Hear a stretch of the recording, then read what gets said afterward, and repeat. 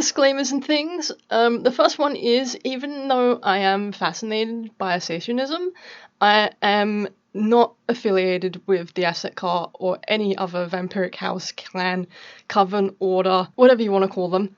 There's reasons for that I won't go into in this video, but similar opinions are on another good video over on Haley's channel. They're very similar opinions to me, so I will put that in the annotations and I'll link it in the description for you guys. The reason I'm doing this is because, like I said, I'm quite fascinated with Asetian theory, but I'm also doing this as sort of, in a way, a second review / analysis / video essay, I suppose. The sources state that the book shouldn't be published anywhere else and all that sort of legal stuff that you've read in probably a whole bunch of books, but you are allowed to do small excerpts, quotes, citations, so long as it is explicitly quoted where they're from, which in this case would be the Asetian Bible and the Book of Orion, by the Asetian, Louis Marquez, and a bunch of Portuguese names which I dare not pronounce. Slightly lengthy disclaiming out of the way, let's get into it, shall we? Basically, the Asetian theory is that a long time ago in ancient Egypt, the ancient Egyptian goddess Aset, for reasons, I don't exactly remember what the reasons are, but I'm guessing protection reasons or, worship reasons or something like that. Other than creating a bunch of scorpion demons as her bodyguards, also decided to create 3 vampiric lineages off of her dark aspect, her life, her car and bar, if you will. Because they were created at different times and fed different amounts of Aset's soul and energy, or car and bar, what ended up as the 3 lineages. Not everything that is described in the Asetian Bible is a 1-1 copy of how these lineages behave and what their strengths and weaknesses is. For example, just because a serpent or viperine may have pale skin, not socialize that much, and be relatively untrusting of new people, doesn't mean that they can't go out and meet new people. Just because it mentions that a different lineage is better at tantric feeding doesn't mean that the other lineages can't do it. Anyway, I'm rambling a little bit, so let's get into the lineages, shall we?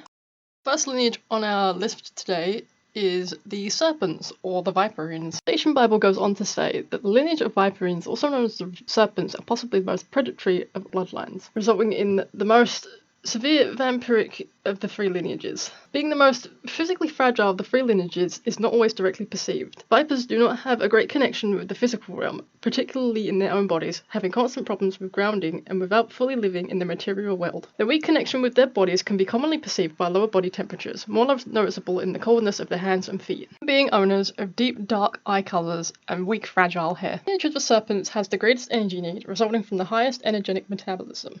This implies a strong need to feed directly. Serpents need to feed regularly in order to be kept stable. Because of this rather high energy need, they may not take any real advantages from ambient feeding, since the energy is not only scarcer, but also poorer to them. They are rather efficient in contact feeding, direct feeding, and tantric feeding. Vipers more often than not hardly connect with humans, and therefore loneliness can be very hard for them. But despite this, vipers or serpents are often the most desired out of the 3 lineages. The Book of Orion goes on to say that serpents may have the best luck in glyphophic workings with the middle pillar. In other words, vipers may have more affinity with the realms Isid, Tipthera, and Kether. Onto our next lineage, which is the scarabs. The Asetian Bible goes on to say, a common symbol of transformation and their ability to cycle energy with ease, scarabs are often considered the most chaotic of the 3 lineages, as well as the most common. Scarabs are often taking, filtering, and changing energy all around them.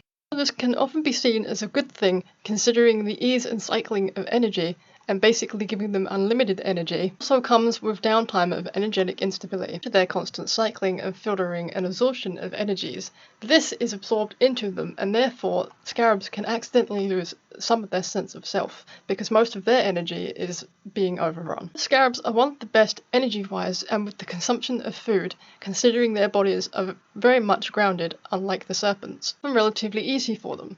However, because of such a high demand of energy constantly being cycled into them, this can also lead to a very intense feeding need. Fortunately, in most cases, isn't balanced and doesn't really work out, which can lead to not eating that much food at all, or even eating disorders.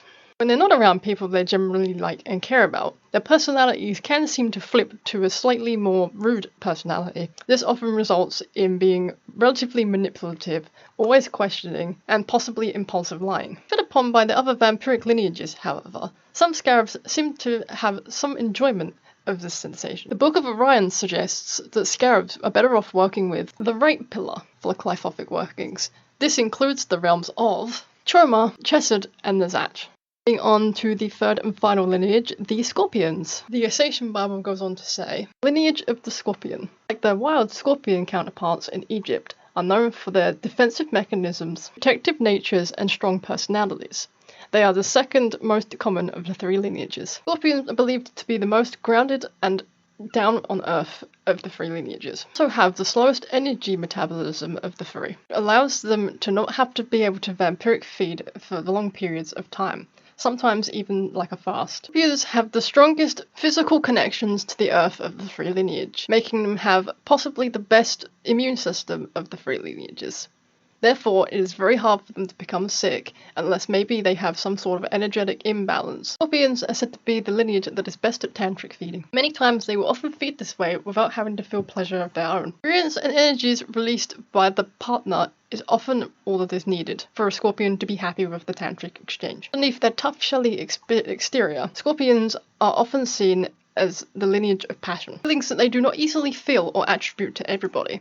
So when a scorpion feels them, this is very important. Scorpion often associates this with twin flames or soulmates or other similar concepts. It may be considered interesting because scorpions are often seen as detached creatures without much feeling. The truth is, in fact, they can be very sensitive and caring under that exterior, only able to express it towards a select few. Scorpions are also considered great feeders from elemental energy.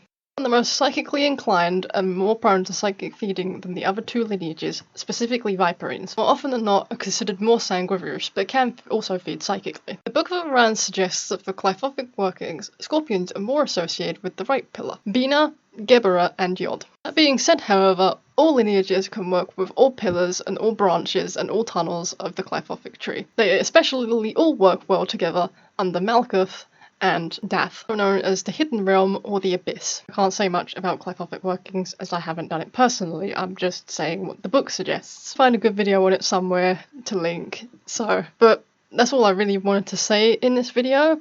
For a more extensive review of the Asetian Bible and other such vampiric books, you can check out my spellbook reviews playlist. That's all for now, so I shall see you guys in a future video.